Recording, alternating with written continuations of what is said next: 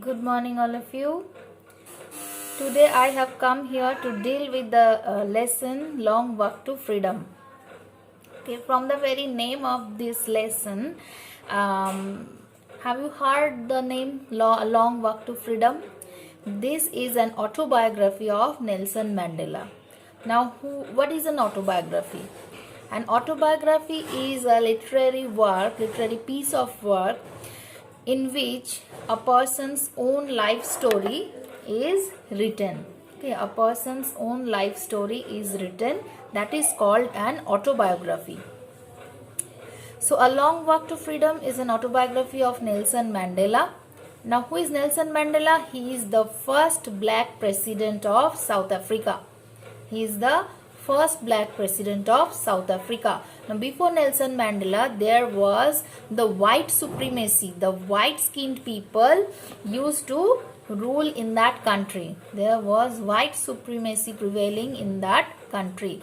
That's why after so much struggle, Nelson Mandela became the first black president of South Africa. He became very popular not only because he became the first black president of South Africa, but his name was associated, and he was the person who, after a lot of struggle, he could bring the equality among the equality for the black people in his country. So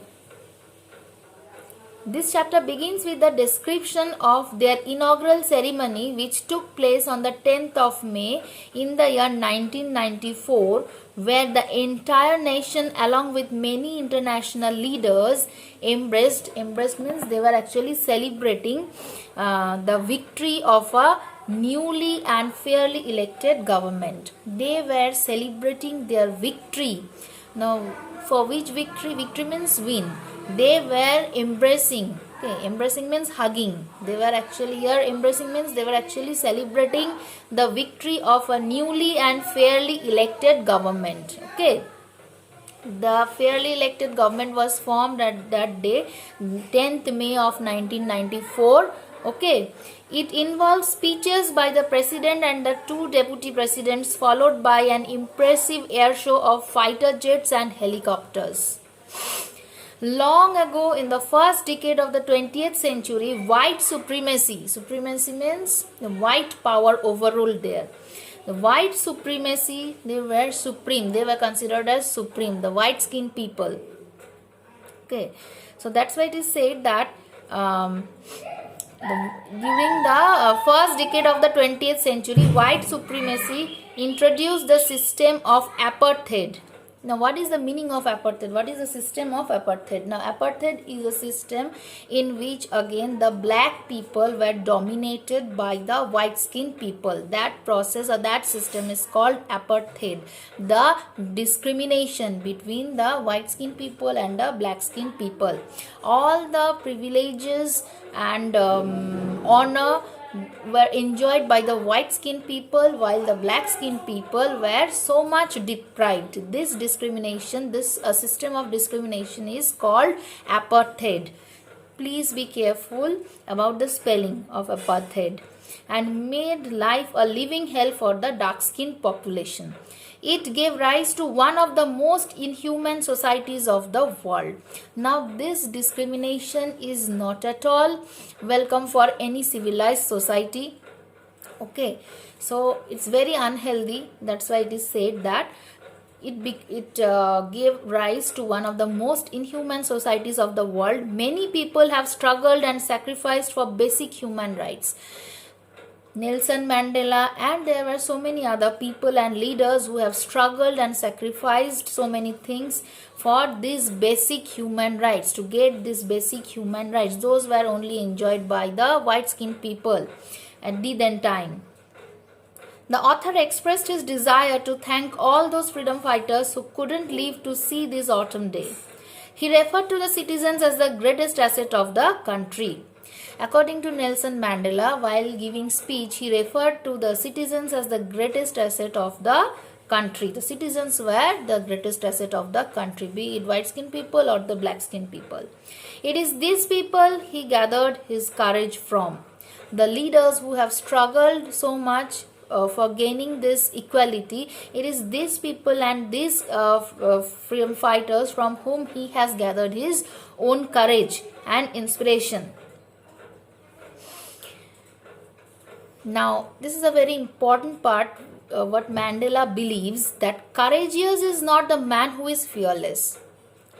A fearless man is not courageous. Every one of us has some sort of fears. Okay, we have fear within us.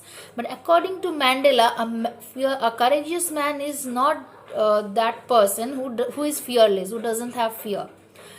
But the man, a courageous man, is one who has overcome that fear. Every one of us has some kind of fear. But according to Mandela, a courageous man is that person who can overcome his or her fear. He also mentioned the two responsibilities every human has, and how in order to fulfill his obligation towards the society, his obligation towards his family was neglected. Now, what are the two fundamental responsibilities that all of us have? One, the first responsibility, the first obligation is for our family. Okay, the first obligation is for family. To our family, we have responsibility to our family, and the second is for our nation. We have two obligations or two responsibilities. One is for our family and the other is for our nation. Now he is mentioning that how his obligation towards his family was neglected due to fulfill his obligation towards his society. He became a man of people when he realized that the idea of freedom was an illusion for him and people like him.